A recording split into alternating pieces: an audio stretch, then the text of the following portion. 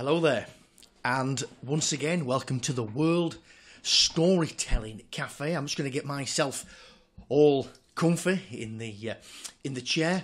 My name's David Driver, and I'm from England, Yorkshire, to be precise. And today I will be sharing with you. I'll be telling you some more copper penny stories.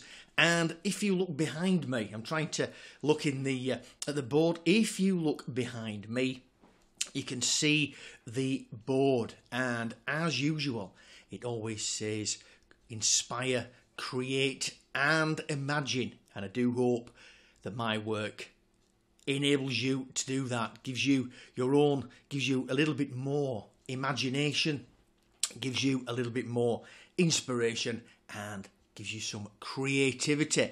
And on the board, as usual, behind me, in gold, are the words, "Under the light of the sun, we shall weave our words of magic. And under the light of the moon, we shall dream about them."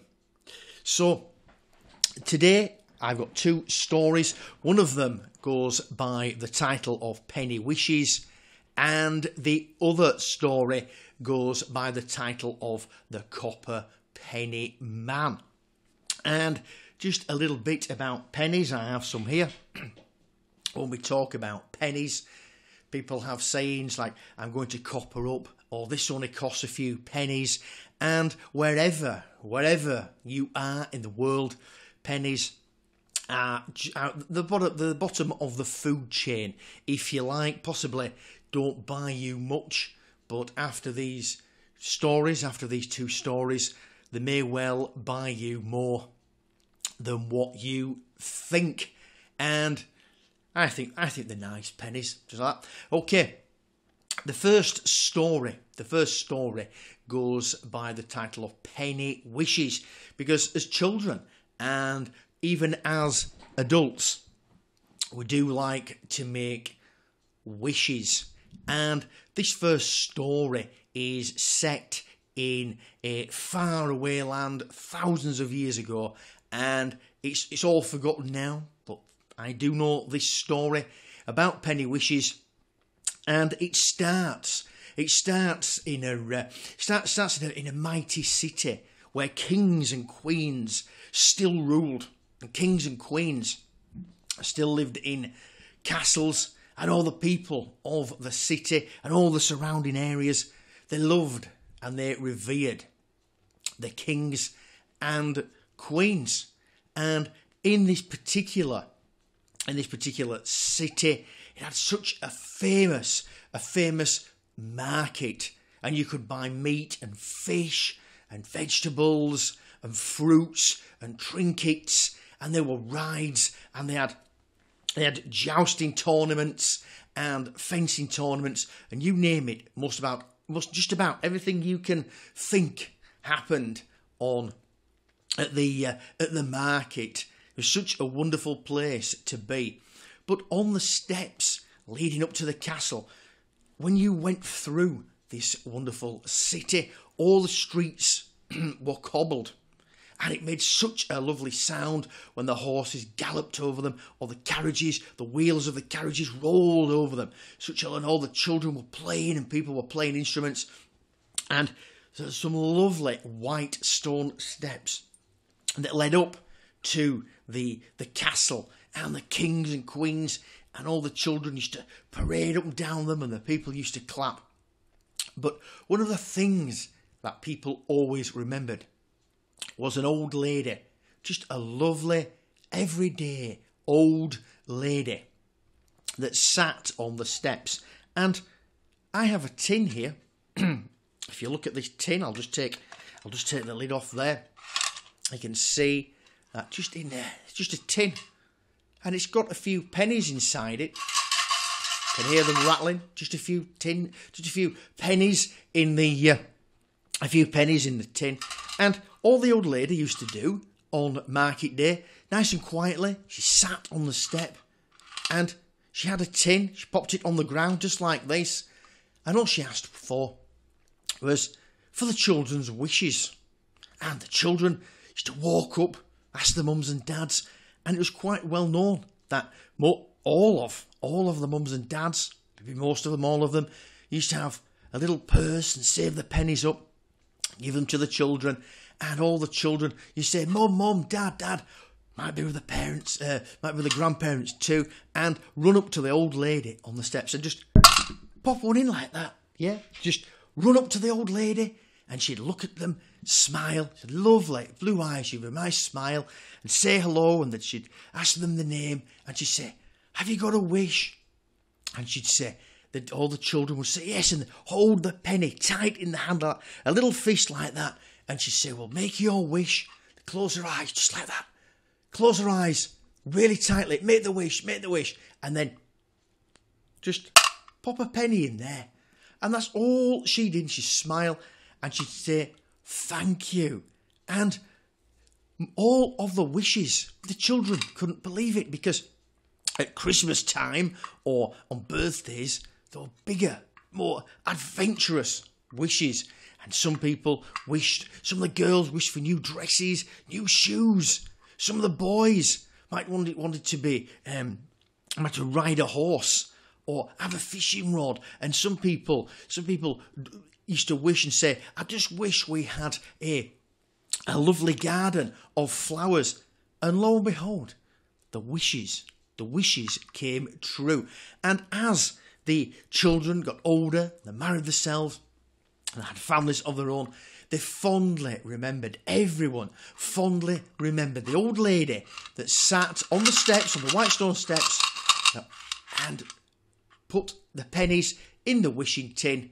It went on for years and years and years. And one particular day, one warm, sunny day, as I've said, the clatter, the hooves, the clatter of hooves across the cobbles, and the rolling of the carriage wheels, and everyone looked, and some people gasped out, oh, who is this? It's the king. And they were right, and the royal carriage came rolling over the cobbles, and it stopped. Sometimes the king and the queen, some of the royal family used to parade out on market days. So it fell lucky this day that the royal carriage was out, and it came over the cobbles. What a beautiful sound. And it stopped. It stopped right outside the steps, and a little boy got out. And his name was George. He was Prince George. And the king stepped out, King Edwin. And he stood there all regal and proud, and he waved. He waved at the people like this, and they all cheered. And he waved, and sadly, Edwin's wife had died. And he had been such a really popular king. There'd been a popular king and queen, and some said that the queen was more popular than the king.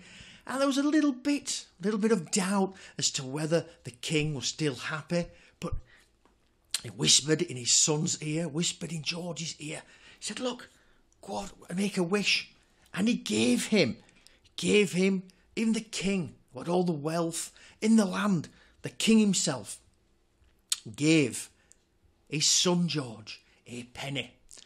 And little George went running over to the old lady on the steps. And she bowed. Pleased to meet you, Prince George. And he closed his eyes and said, why don't you make a wish?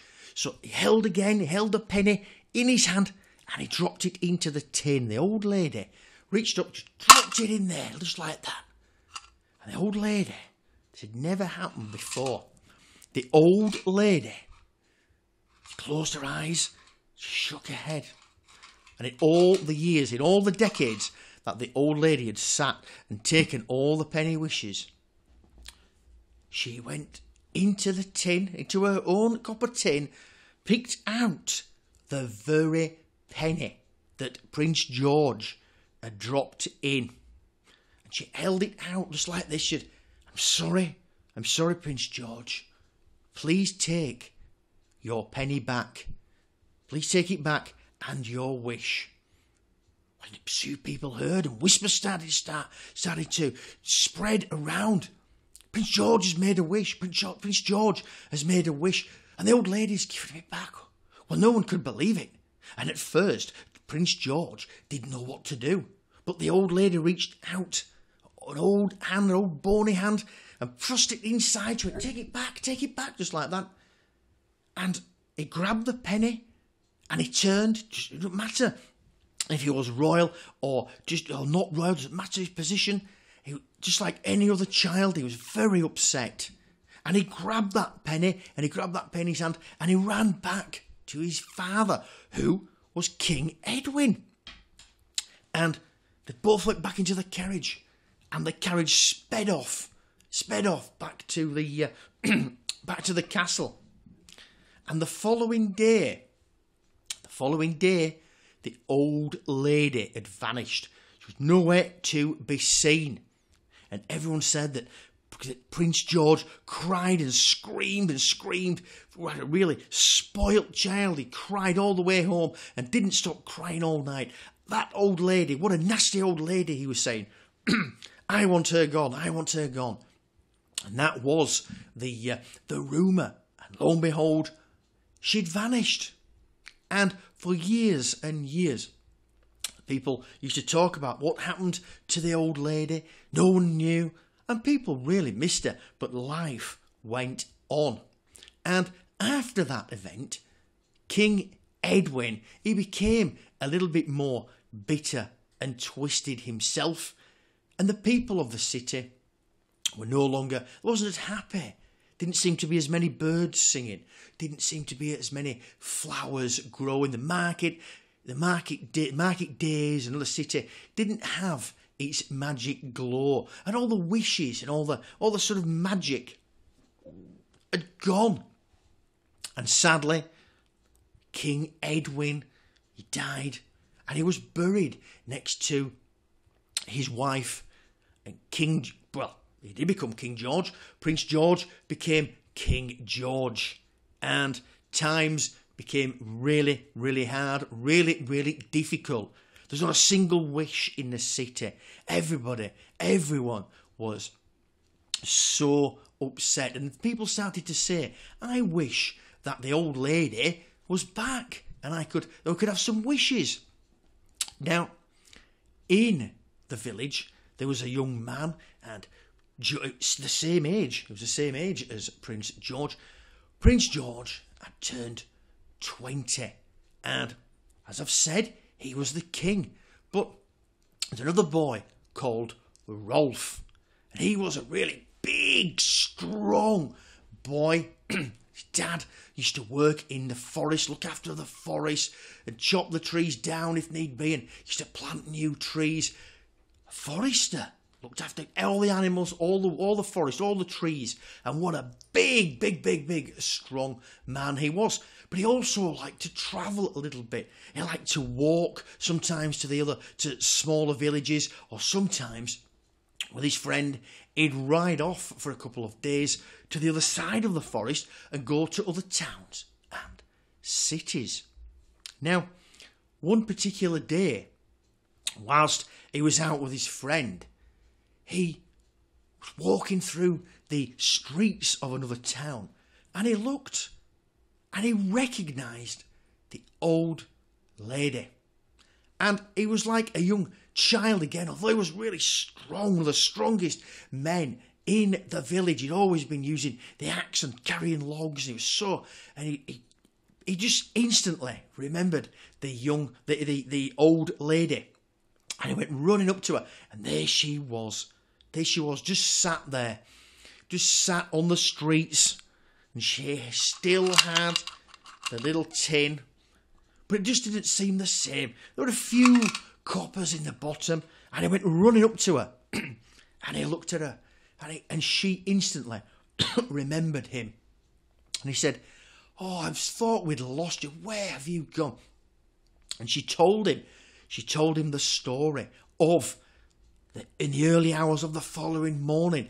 So the King's Guard had come into a little hut. She lived in a little hut on the edge of the city, And they told her, they'd packed all her belongings for her. She just had an old donkey. That's what packed all her bags. She only had 2 or 3 bags, and they'd put all her belongings in there. They picked up a tin and threw it across the floor. She had to pick up the tin, put as many pennies back in as what she could. And they said, "Go away, we never want to see you back in the city again." And they really scolded her. They said, "The only reason that you're not going to spend the rest of your days in the dungeon is because you're an old lady." Prince George wanted to throw her into the dungeon and leave her to rot and eventually die. It's awful. But King Edwin at the time remembered his wife, and she used to talk fondly of the old lady. So just a glimmer of hope from King Edwin, never to return. Get on your donkey and go. And she had done. And Rolf was angered at this. And a lot of the people in the city were angered at how the king trapped them. King George, it wasn't fair. And they had a laugh and a joke and remembered the better times. And Rolf went off and he came back. Came back with some nice warm soup, nice warm bread, nice warm drink for the old lady. And he sat with her and they shared. They shared old times. And she said, "Remember all your pennies. Every time, Rolf, what did you do? You always wished for an acorn. You always wished for a magical acorn. Even though you worked in the forest with your father, you wasn't a boy that wished for materialistic things, and you used to wake up and there was an acorn, and he just nodded his head and smiled, a little tear in his eye, and he planted them. And many oak trees, the acorn that had become the oak, many oak trees had grown in the forest. And after the conversation, Rolf decided, he says, "No, you're coming back. You are coming back with me." And the old lady said, "Well, no, I can't." And Rolf said, "No, enough. He said, "You are coming back. You're coming back with me, and I will stand by your side. I will go to the king. I'll go to the king myself and demand that you are returned. You're allowed to come back onto the steps of the city and let the children wish again." And the old lady said once again, "I don't think it's a good idea, and just for old time's sake, would you please make another wish?" And he laughed again, did Rolf, and he made a wish, and he picked a penny up, and he bobbed it into the tin. And the old lady, she held out her hand, and she said, "There you are. And I know your wishes, Rolf. You've wished for some magic acorns." And he laughed. He said, "How did he guess?" He said, "Well, I know, Rolf, that you never change your heart, never change the way you are. And please take these acorns with you. This is what I want to do. I will return back to the city with you, but this is what I want you to do. Take these acorns. Please take these acorns and plant them." And she gave him 6. She gave him 6 acorns. She said, "Plant them on the edge of the forest. Plant them on the edge of the forest and come back and get me in 3 days' time." So Rolf agreed. And he went back, didn't tell anyone that he'd seen the old lady. Went back, and sure as the old lady had instructed, he planted all 6 of the acorns. And in 3 days' time, he went back and he brought the old lady back. And he brought her back to the forest to hide her. But, as you might have already guessed, if you're a king, you do have spies, and you do have people of spies and eyes and ears everywhere. And he found out about what Rolf had done, found out about the old lady, and he was angry, so angry. He sent out his army.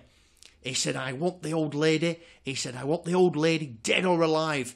And she comes back alive, she's going into the dungeon. But as for everyone else, Rolf, don't bring him back. Crush him. He instructed his army. And a lot of the younger people, a lot of the younger men had joined Rolf in the forest, and they'd formed their own little army, and other people, few people came, more and more people came, and some of the older men had decided that they would fight against the king because enough was enough. Enough was enough, and they would fight the king's army as best they could, hopefully defeat the king's army and get rid of all the badness. Well, the day came, but deep down they were brave men, but the forest surrounded them, and there's a clearing, there's a massive clearing in the middle of the forest, and this is where the battle would take place. So the king's army marched forward, and he had hundreds of foot soldiers, and he had cavalry on horseback, and Rolf's army were really no match. They had swords, shields, bows and arrows, and they had the forest to hide in, but eventually they get hunted down. They didn't really want to hide in the forest, and the king joined his army on the battlefield, and the old lady stood there and all getting nervous. And as the king's army moved forward, King Rolf looked at the old lady and she says, "Don't you worry. Don't you worry. Because did you plant the acorns? Yes." And she looked down. She looked down into her tin, and she knew exactly which penny Rolf had dropped in there on his last wish only 3 days ago. And she reached in, and she said, "This is your penny, Rolf. Please take it back." She said, "No, you've never given pennies back apart from when you gave King George, or then Prince George, his penny back." She said, "No, this is very different, Rolf, very different. This is the last penny you gave me, and this is, told you when you came to see me 3 days ago. You didn't wish for anything more than acorns, and I gave you 6. I gave you 6 acorns, but they are magical acorns." He said, "Rolf, you are a good, kind, strong young man, and you are fit to be king. The people love you, and the people believe in you." So she looked into his eyes and said, "Rolf, would you really want and wish to be king?" And he smiled. He said, "Yes, I would love to be king." And with that, she placed his penny back in his hand, and then he popped it inside his pocket. And as soon as he popped it back in his pocket, the ground started to tremble. And the six acorns sprouted from the ground and became 6 of the largest, mightiest, most powerful oak trees you have ever seen. And they were alive. And they stretched out their branches to the left and the right. All of them, all 6 of them had 2 mighty tree arms, so strong, and they ripped themselves from the ground and had 2 mighty legs. And they spoke. They spoke to the old lady. And they said to her, "Is this the young man? Is this Rolf that wishes to be one day king?" And she said, "Yes, it is." And they looked at the army. Is this the army of King George that oppresses the people, makes them feel horrible, makes them feel really down and unhappy? Yes, it is. And with that, all 6 of the mighty oak trees came together, and they gently moved the army back into the forest and said, "Keep clear, please keep clear. We will deal with this." And then, when all the people were safe, and Rolf and his family, and his dad and his mum, and his grandma, and all the old lady, everyone moved back into the forest. And then they turned to look at the advancing army, and it didn't last long. It was brutal, and it was very, very bloody. the mighty oak trees smashed and swiped and crushed, and the horse cavalry charged. But the horses were reared up in fear, and the riders, all the knights and all the king's army, they fell off the horses. The horses ran away. The horses were safe. But the big feet of the oak trees smashed down, and they smashed them to the right and smashed them to the left, and it threw them up into the air. And even though they hacked away with the swords, hacked away with the axes, and they fired arrows into the trees, it didn't have any effect at all. They were crushed. And after 20 minutes at the most, all the king, including King George, were dead. And people cheered, because King George was such a horrible, evil man. And his army, they were crushed. They were crushed and left and forgotten on the battlefield. And everyone clapped and everyone cheered and everyone shouted Rolf's name. Rolf, Rolf, Rolf, Rolf, they said. And then someone from the crowd started, no, it's King Rolf, King Rolf, King Rolf, King Rolf. And it echoed across the battlefield, it echoed across the forest and down into the city. And everyone agreed, even the people left in the palace, agreed that enough was enough and the rule of King George had been terrible. And everyone agreed that they needed a new start. And everyone agreed that Rolf should be king and therefore become King Rolf. And they cheered him through the streets and clapped him and threw him up in the air. And 3 days later, he was crowned king. He was crowned king and everyone was happy. And some people cried. They were that happy. And it was such beautiful times. And all the wishes came back. The old lady was back on the steps. All the wishes came back. King Rolf became the king. The old lady was once again back on the steps, and the wishes were back, and the children were back being happy. It was everything just went back to how it would be.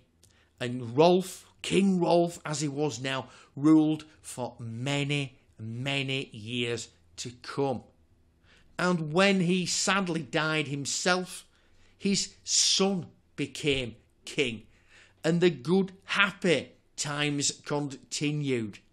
And the old lady, with just a simple copper tin, just like this one, with pennies inside, continued to stay on the steps and take wishes, and take the penny wishes. And that's my first story, and I do hope you like it. And just forgive me now, because I'm going to take a little drink. Don't worry, it's only tea. So this next story is called the Copper. It's called the Copper Penny Man. Now, I don't know about you, but don't you like the smell of the smell of copper? And I think I probably said it before, gold and silver. But the copper, there's something about the copper, because if you use copper for quite a long time, you do have that smell, that aroma, the smell of copper on your hands. And your hands can go green. And obviously that penny now is a lovely copper colour. But if you leave it outside, it has a green sheen on it. It's called a patina. And it just goes green. And I like it when copper does that. So you can imagine that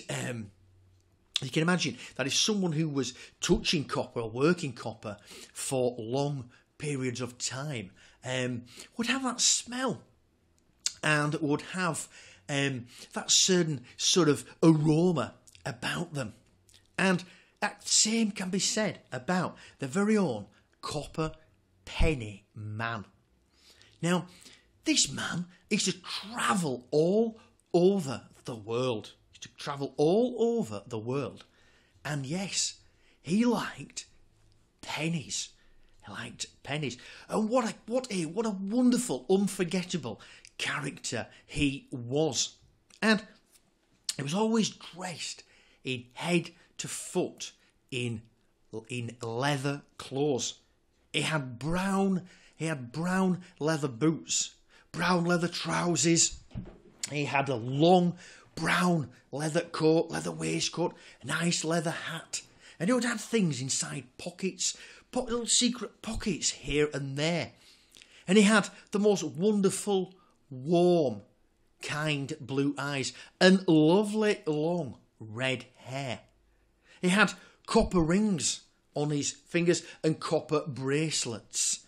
So most of the things that he had was either made from copper and his clothes were made from leather. And the people of all the towns and villages and cities used to long for his return. And no one actually knew when or where he would arrive. Sometimes he'd just arrive on foot. Sometimes he'd arrive on horseback. Sometimes, just like a king or queen or someone from the royal family, he might arrive in a carriage. And sometimes he might sail into a harbour on a ship. And on the very odd occasion, because there wasn't many of these about, he sometimes arrived in a hot air balloon. And as soon as he arrived, he attracted so much attention. And the children loved him. And the adults loved him too. And people just begged him to come and talk to them and tell them tales and tell them stories. And what he used to do is, I don't know any magic, but all of a sudden he'd have a hand like this, and then he'd rub them together and he'd open them up, and there'd be pennies that would fall. Pennies would magically appear from his hands. He'd twirl them. He'd twirl the pennies. He'd twirl the pennies in his fingers. Or then he'd go like this with the children. What's that? He'd pull pennies, copper pennies from the ears, and sometimes they might fall down the nose. Or sometimes when some of the girls and boys that were they're a little bit shy, some of the girls and boys, and he'd point them like that, and they'd look, and he'd say, yes, you open your mouth, and the little girl or little boy would go, and a copper penny would fall out. It was absolutely fantastic. So all these copper pennies would appear from nowhere. Now, he also used to collect them in a tin, but this was a tin that he said he had made himself. And what he used to do, all he asked for anything he did for any of the villagers or the people of the town, the townsfolk or the city dwellers, all he'd do is say, he didn't ask for one penny, he'd just say, just put as many pennies in as what you can. So they'd post them through like this. Just had a little slit in that tin. He just said, yes, keep it going. And he said bank in there. He said, that's my bank. He says, I make things happen for people. And all I want you to do is post it through there, just like that. That's all he wanted to do. Now, that's not everything that the Copper Penny Man did, because just here I have a magical book, a lovely leather book. And that's where I write some of my stories down. And if we open it up, as you can see, the pages are blank at the moment. The pages are blank. It's a new book, and it smells absolutely wonderful. So the Copper Penny Man would have or had a similar book like this with all these wonderful decoration on the front. And I'll just pop that there so it doesn't get damaged. But he had. Now, people today might have a pen like this. can hear that clicking. Some people might have a pen like so, or some people might type. Some people might type on a computer. Now, there's a typewriter there, but don't really use those now. Some people might do. But the copper penny man had a quill just like this. And he kept it inside his jacket and pull it out. And he'd dip it in the ink and write. Get the quill like this. And he'd write on. You can see there. Just bring that into focus. He would bring that, write the stories down. Because one of the things that the townspeople wanted him to do was to write stories, because they came true. The people of the towns, the people of the villages, the people of the cities used to run up to the copper penny man and they'd bob, just get another penny. He'd get a tin like so. He'd bob a little penny in there, and some people would say, he'd ask the children what they wanted. What do you want to see? And some examples are, some of the children, there was once the mighty river that ran by, that's still there today, and it runs down the side of the town that we're going to talk about today. And it was a mighty river, and there was some lovely fields at the other side, but there's no bridge. It's quite a difficult job to do. And one of the children said, can we have a lovely stone bridge? So the pennies went in, and what did the copper penny man do? He just reached down and get the book. He got his book, he got his pen, and he wrote a magnificent story of how a bridge was built. And then a few days later, it was magically there. And the children and the townsfolk, everybody loved to cross over the bridge. And just on the outskirts was a giant, the biggest, largest, most giant windmill that you have ever seen. And why? Because what the town did, they had bags and bags of flour, and there was a family there that had baked bread for centuries. And one of the girls and her brother had said, I think it would be fantastic if there was a giant windmill that could grind, could make the flour every single day and never stop. And then everybody will come and eat the bread. And the copper penny man, he loved that story. So again, book and pen, he'd write it down. There's some fantastic gardens. A little boy once said, well, I don't think there's enough colour. There's not enough colour. Not many colourful and pretty flowers grow around here. Lo and behold, the copper penny man, he wrote a story about it. And the tales go on and on and on. But on this particular visit, he took a load of stories down, and he's bobbing, all the people, the children are bobbing the pennies into the copper penny man's tin. And there was a very wealthy merchant lived in the town, and he was rising.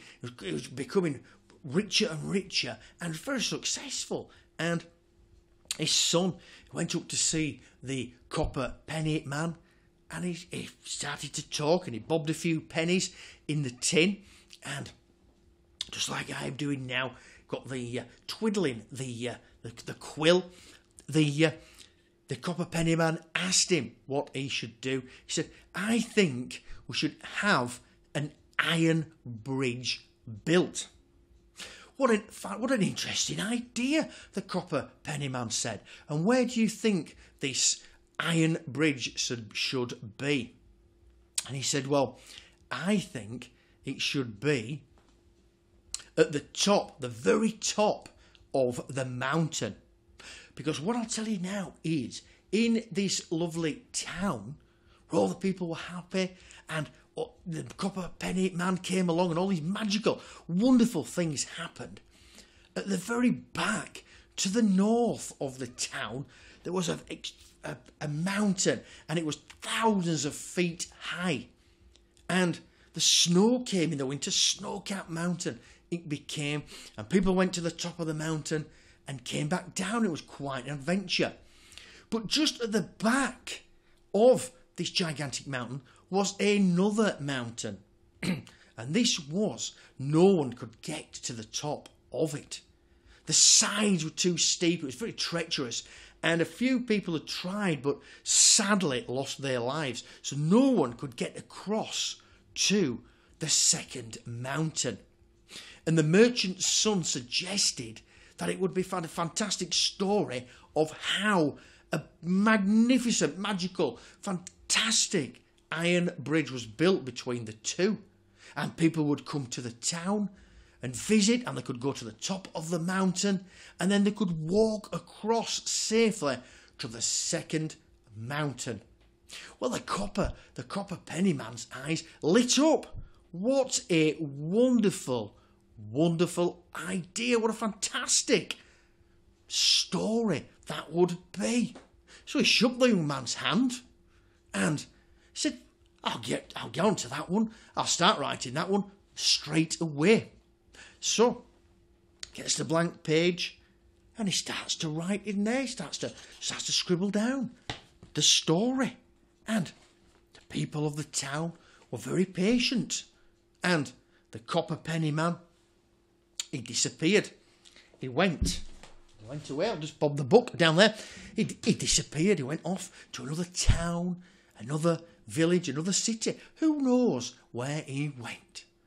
But the copper penny man, when he started writing things down, as I've already said, things became true. And not long after he left, at the top of the mountain, the iron bridge appeared. So the wish had come true. But about a year later, the copper penny man, he returned. And when he returned, no one had ever seen him like this. He was angry. And he used to walk down the street, dancing and twirling and smiling. And he wasn't dancing, he wasn't twirling, he certainly wasn't smiling. He'd be like this, smiling. He was like this. Very, very cross indeed. His eyes were not sparkling. He was angry, to say the least.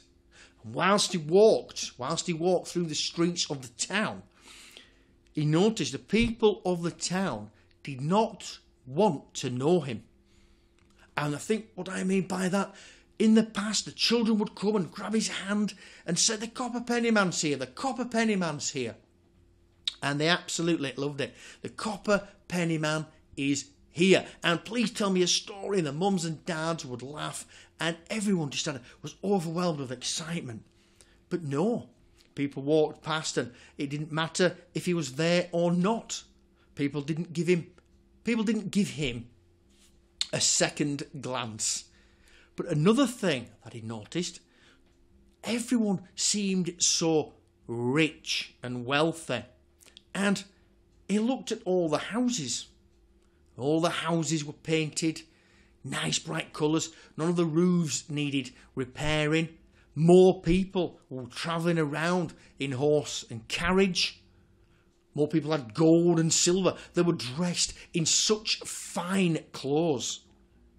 New restaurants, new taverns had opened up. And instead of being a nice, happy, content town, it was a very opulent, very, very snooty.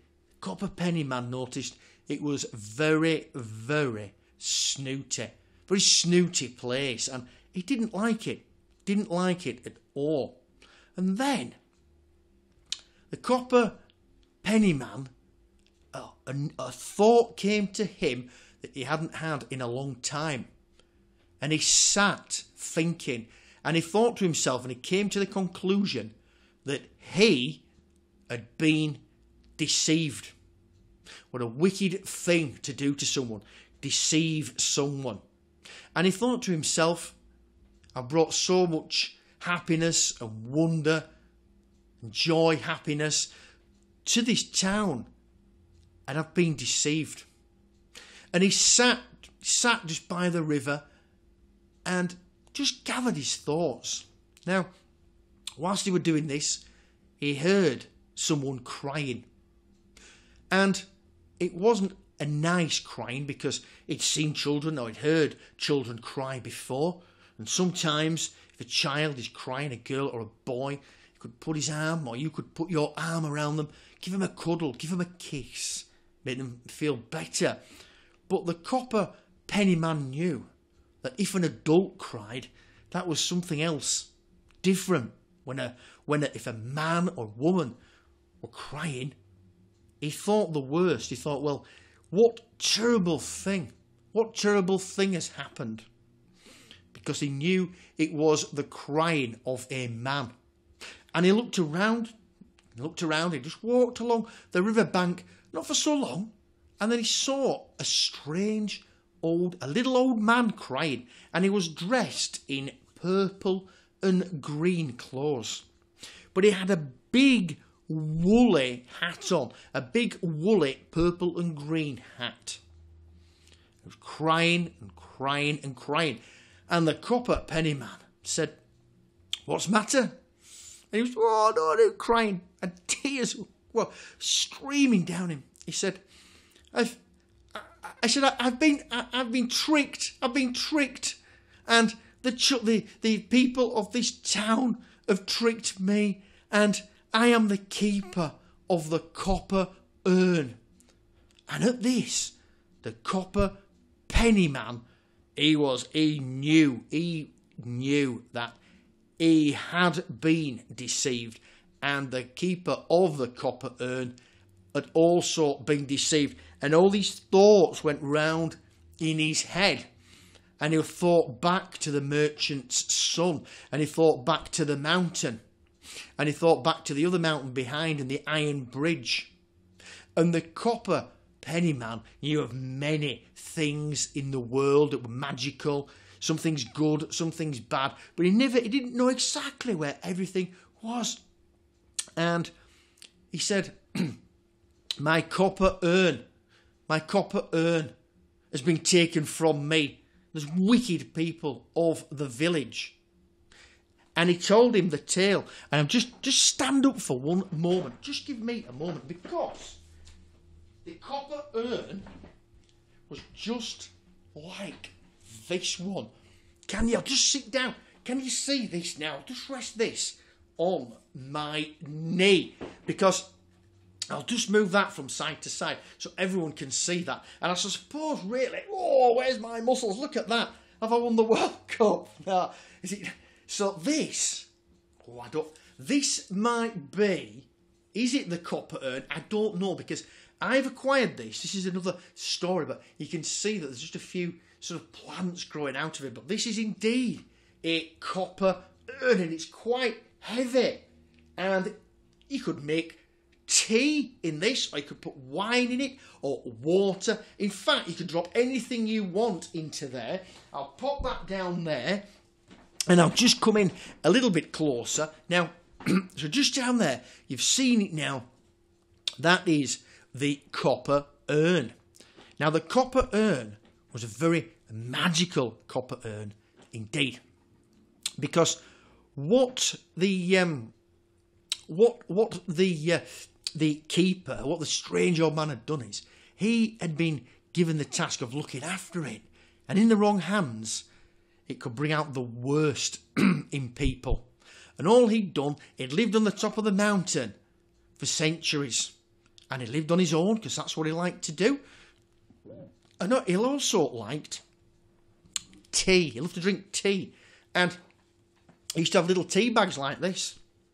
Yeah, had little tea bags. Tea bags in there. So all he did, I'm going to reach in now, whoa, get the copper urn. So he'd boil up some water, yeah, keep the water on the boil. And then he'd pour the boiling water into the copper urn. But before he did that, he dropped in some lovely tea bags. And all the lovely tea would brew. But there's something magical about this. He liked to be on his own. And he just liked to do a lot of thinking. And just live on the top of the mountain. But all the time he was making the tea, the aroma, what it used to do is, it used to go, obviously, it used to pop out, it used to bubble away, and out of this spout here, all the aroma and all the steam used to come out the end of that spout just there. And it'd go down the mountainside. And without knowing, it would be in the air, be round and about in the town of this story. And it magically, it was a magic aroma. And it would make all the people dream. And in this particular town, there were not many nightmares. People always had lovely, kind, relaxed, happy dreams. And the reason why is because of the tea brewing all the time in the magic urn. And that was a good thing.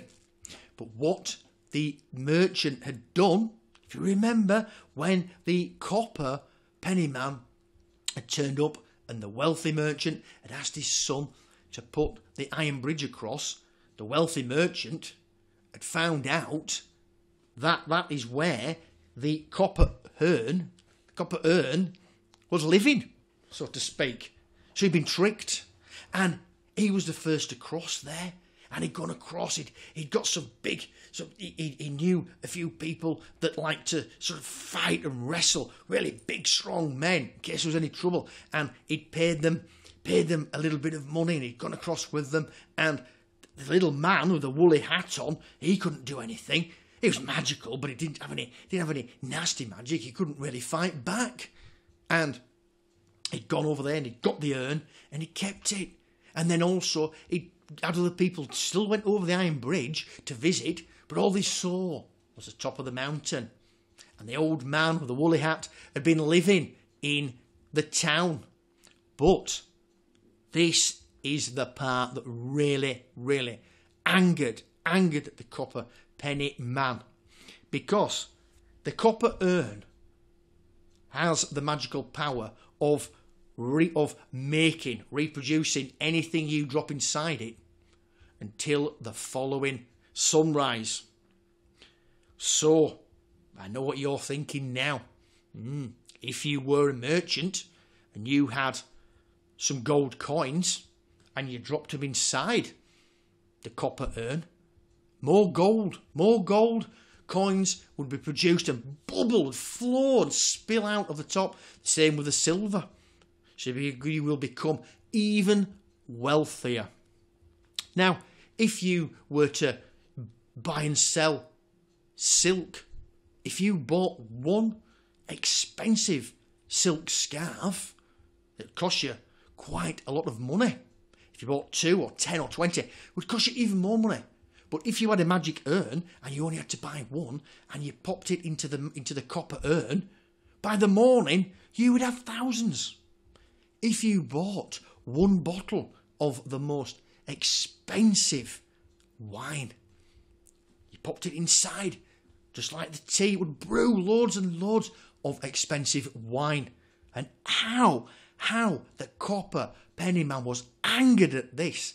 And he's never been known to do this, but he got his fist and he banged it on the wall, and he banged it on the ground. Very, very angry indeed. So he said to the keeper, the old man, the keeper of the copper urn, told him to wait there. He said, please stop crying. Please stop crying. I will solve this problem. All your problems will be solved. Wait there. I shall return before the day is over. So he stormed into the town, and he wasn't bothered what people were saying, and people knew he was angry. And he stormed up. He asked where the merchant lived, and he had moved from he had a very, very big house, but now he had the biggest house in the whole town. It was like a castle. And he went charging up, And the merchant saw him coming, and he was stood on the wall, in a big wall, and he was stood, and he laughed. He goes, ha ha ha, oh, look at you. He said, look at you now, Copper Penny Man. I don't need any more wishes from you. I don't need any more wishes from you. I've got everything I need. Got everything I need. And he held up the Copper Urn. He says, all thanks to this, and all thanks to you. Well, that just angered the Copper Penny Man even further. His face had gone from red to purple. But he controlled himself, and he shouted up to the merchant. He said, you have deceived me, you and your son and your whole family. He says, I've travelled the land. He says, all I ask for are a few pennies. I travelled to this town, and for all the love and kindness and the wonderment and amazement, everything I have brought to this town and everything I've brought to people in the surrounding areas, all I ask is for your time, conversation.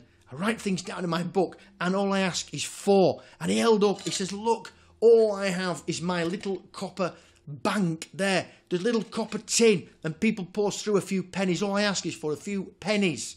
You don't need all this around you. And the merchant continued to laugh. He goes, be off with you, you foolish copper man. And I don't need you. Look around you. You know what the copper urn can do.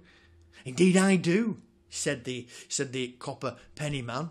He said, one last time, he said, I am a kind and forgiving man, but I shall just ask you one more time, please, and please listen.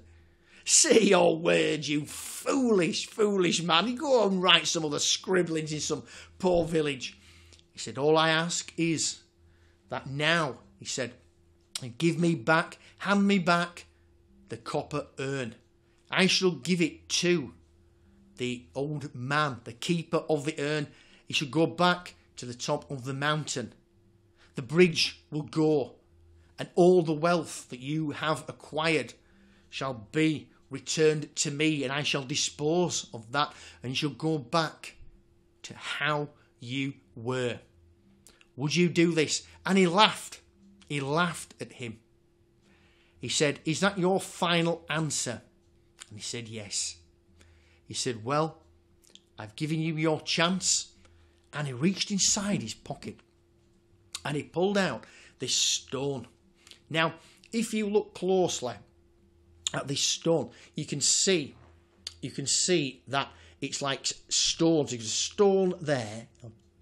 It's like stones pressed down. We've got a stone there, and it's like ringed, as if stones have been pushed together. So it's like this stone here has been pushed on there, and there's all like the layers of stones. And if I look on there, there's only three times in his whole lifetime, and the Copper Penny Man had been around for thousands of years, and in that lifetime he'd only ever taken out this stone 3 times. And he held up the stone like this, and he said, and he closed his eyes. He closed his eyes, and he started to rub the stone in his hands. And if you remember, I said that because he uses a copper all the time, all his hands had that smell of copper, that wonderful smell of copper and the greenness. And he closed his eyes, and he was speaking to himself. No one could really make out what he was saying. What did he do? He just rubbed the stone, and then it was magic. The green, all the green of his hands that had come from the copper, it went into the stone. And all the smell, his hands were clean, because were cleaned of, or free from the green and free from the smell. And it all went in to this stone. And the merchant watched. And then, when all the green and all the copper smell had gone into the stone, he wiped his hand across. He put this stone back in his pocket, and he held up this stone. and he held it up to the sky. And then all of a sudden, it was like 20 earthquakes. The merchant's house started to crumble. And he fell off. He fell off the high wall and he fell to the ground and he banged his head. And he woke up and he was walking around a little bit dizzy. And all of a sudden, he started to be so sucked into the stone, screaming, no, no, no, no. He said, no, it's too late now. And he was sucked in. He was sucked into the stone. And the merchant's son and the merchant's wife. And he had 2 daughters. So the merchant and all his family were sucked into the stone. And the magnificent house they'd built all sucked into the stone. And all the wealth, all the newfound gold and jewellery and silver and the silk scarves and the wine and everything that had come from the copper urn was sucked back in to that stone. And last, but by no means least, the bridge was sucked in to the stone. Everything had gone. And then he took this stone, he took the other stone out of his pocket and he rubbed them together and they became one. And that now not had 3 layers, it had 4 layers. And he popped it back in his pocket, hoping he would never, ever have to get that out again. And he walked back down to the river. And as he was doing so, all the townsfolk came out and he said, no, he said, you have deceived me. The merchant has deceived me and you agreed with him. You've all turned against me and you have gained wealth. All I asked, he told them once again, all I asked was for your love and your kindness, and in return, just a few coppers in my tin. And look at all the magic, everything, all the kindness, the love, the wonderment, everything that I gave you through my stories. And he reached down and he said, all I asked was a few coppers, and I popped it in my book and with the magic quill. But no, you saw something else in life and you wanted gold and silver and silk and expensive wine, and you made this man cry. And he took the old man's hand and he said, you can come with me now. And he had the copper urn. He carried the copper urn. He slung it over his shoulder and carried it off. The old man stopped crying. And they started walking off into the sunset. And some of the townsfolk were crying, begging him to come back. And he never spoke to them again. But before he did leave, he said this to them. He said, I will never ever return to this town. And you people will never ever have another nice dream again. And that was true. Because in that town, the only story they told was of how the copper pennyman came and took down the bridge and took down their wealth. And they often spoke about no one in the town ever had a dream.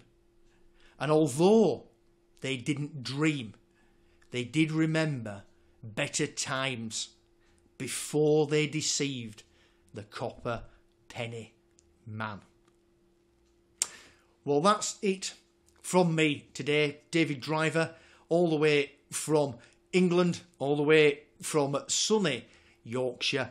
Couple more copper penny stories. I do hope that you have enjoyed them, and I think what most people say, you probably know it by now. I can't remember what side, either this side or this side, to the bottom left or the bottom right. If you do want to donate, that's fine. You could even bob in a few coppers. Give me a few coppers if you want, but don't worry, I don't really have a magic stone like this. Any listeners, any people watching and listeners there, I don't really have any magic stones, or some people might do, but I don't. So if you don't want to put any coppers in there, that's fine. As I said, I just hope that it's brought a smile to your face, and please keep tuning in, or keep tuning in or zooming in to the fantastic World Storytelling Cafe. There's some fantastic storytellers, quite literally from all around the world. Many things going on. So I'm going to say, look after yourselves, and if you want to do, continue to be creative, get that imagination going, and give people some inspiration, and keep writing, and hopefully I'll be back with a few more stories for you. So goodbye for now. I hope you've enjoyed it. Bye. Take care.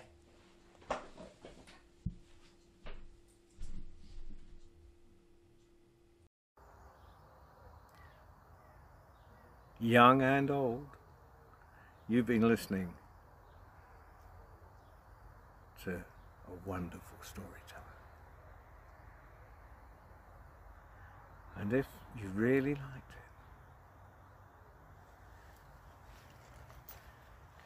it, if you've got a little money, doesn't have to be a lot.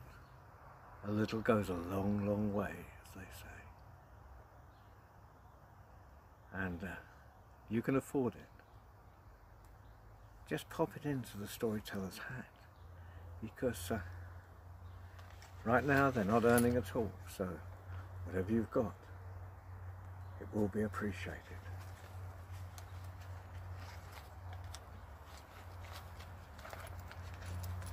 And I'm sure you parents will have set a good example for your children. Oh, it's lovely. I'm only joking.